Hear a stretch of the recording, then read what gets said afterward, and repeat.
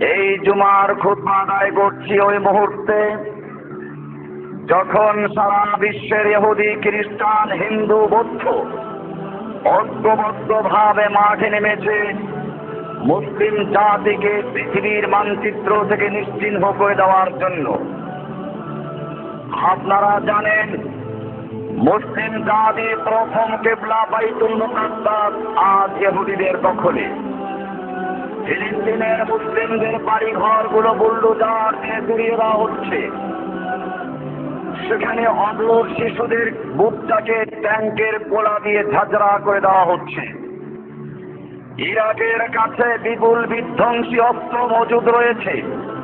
এই মিথ্যা অজুহাতে বোমা হামলা করে হাজার হাজার মুসলিমদেরকে হত্যা করা হয়েছে, লক্ষ লক্ষ মুসলিমদেরকে পঙ্গু করা হয়েছে। আফগানিস্তানের মুসলিমদেরকে যুগ যুগ ধরে পাখির মতো গুলি করে হত্যা করা হয়েছে। আপনারা জানেন মুসলিম যুবকদেরকে উলঙ্গ করে পিরামিড তৈরি করেছে ইহুদি খ্রিস্টান জাতি। মুসলিম যুবকদের হত্যা করে তাদের মুখে পেশাব করে দিয়ে উল্লাস করেছে।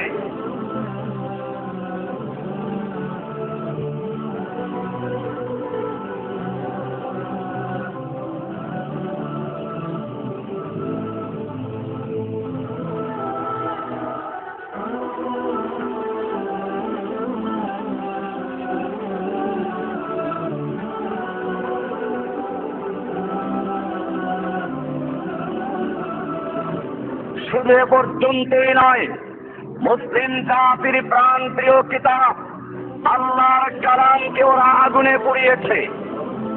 কোরআন শরীফের গায়ে পুরুষ চিহ্ন এঁকে দিয়ে তারা উপহাস করেছে, মুসলিম জাতিকে চ্যালেঞ্জ ছেড়ে দিয়েছে।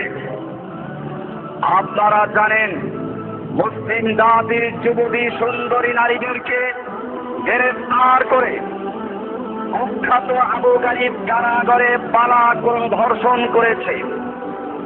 পাকিস্তানের মুসলিম জাতিকে আমেরিকা এবং তার দোসরেরা ড্রোন হামলা চালিয়ে নিরীহ মুসলিমদেরকে পাইকারি হত্যা করে যাচ্ছে।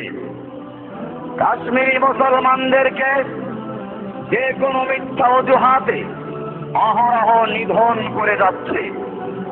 বর্তমানে এ পর্যন্ত একান্ত নয়, সকালবেলা যারা ওম শান্তি বলে চিৎকার মেরে পৃথিবীর মানুষকে ধোঁকা দিচ্ছে, সেই মরা ঐক্য জাতি মুসলিম জাতিকে পাইকারি হয়ে হত্যা করা শুরু করেছে।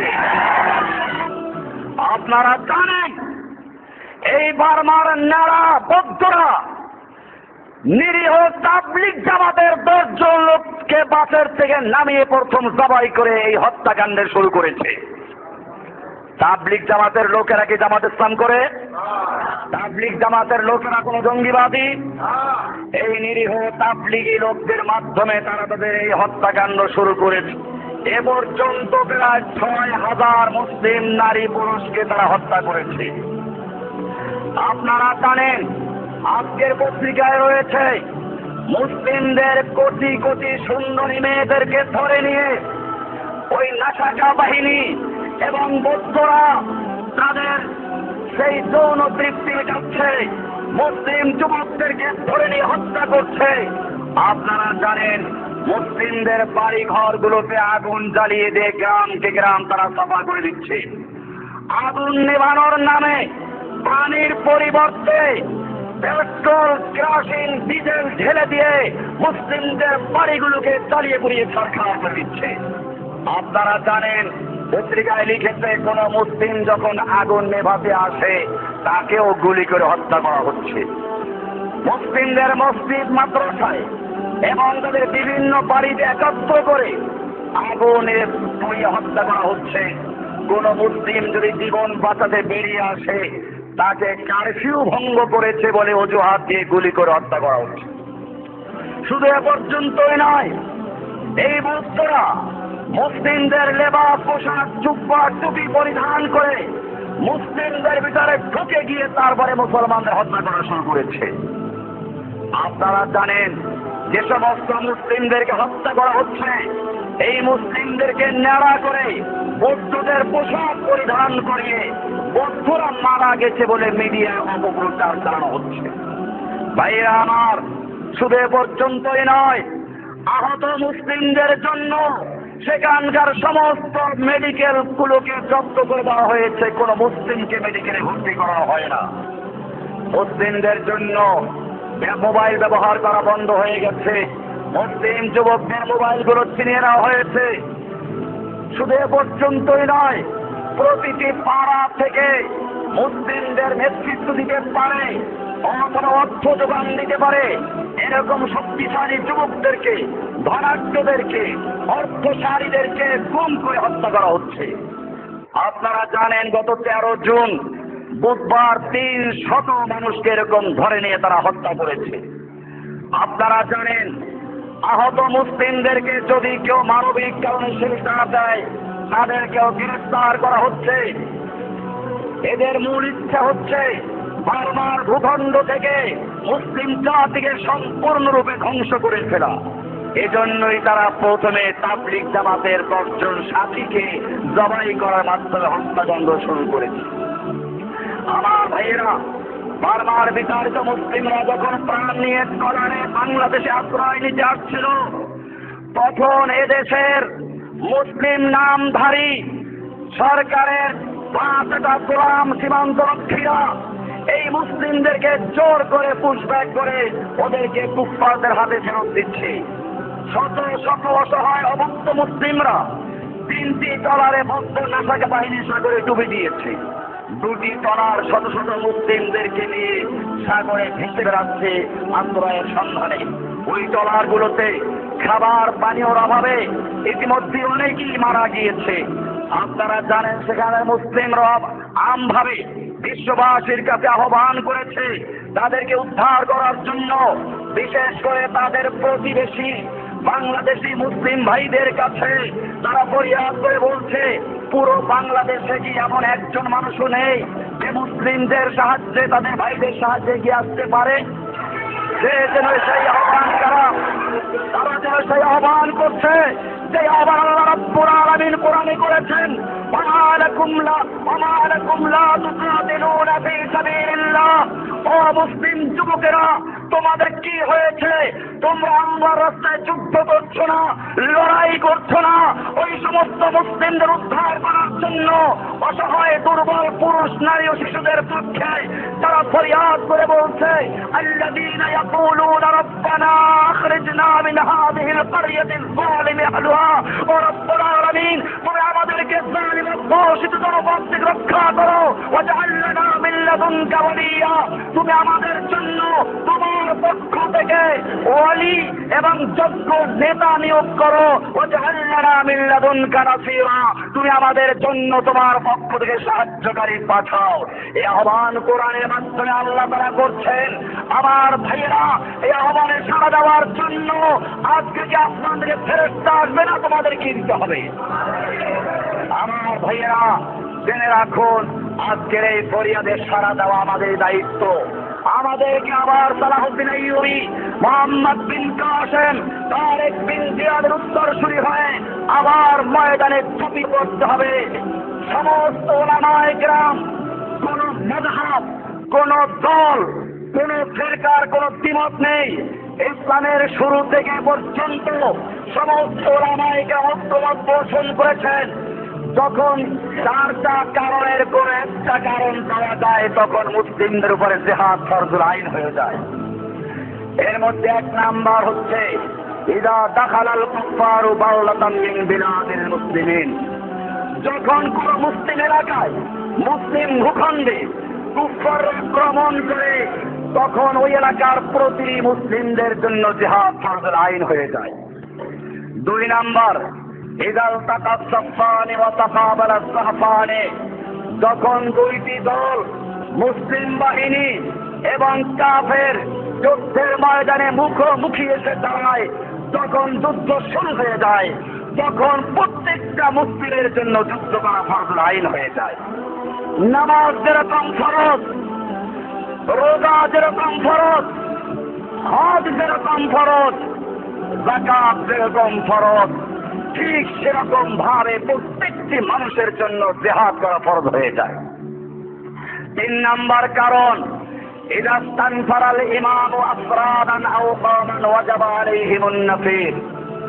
যখন মুসলিমদের লিডার, মুসলিমদের ইমাম অথবা খিলাফত ব্যবস্থা থাকলে মুসলিমদের খলিফাতুল মুসলিমিন কোন ব্যক্তিকে অথবা কোন গোষ্ঠীকে অথবা আমভাবে যখন জিহাদের কাজ দেয়, তখন যাকে অথবা যাদেরকে হুকুম দিবে তাদের সকলের জন্য জিহাদ ফরজুল আইন হয়ে যায়।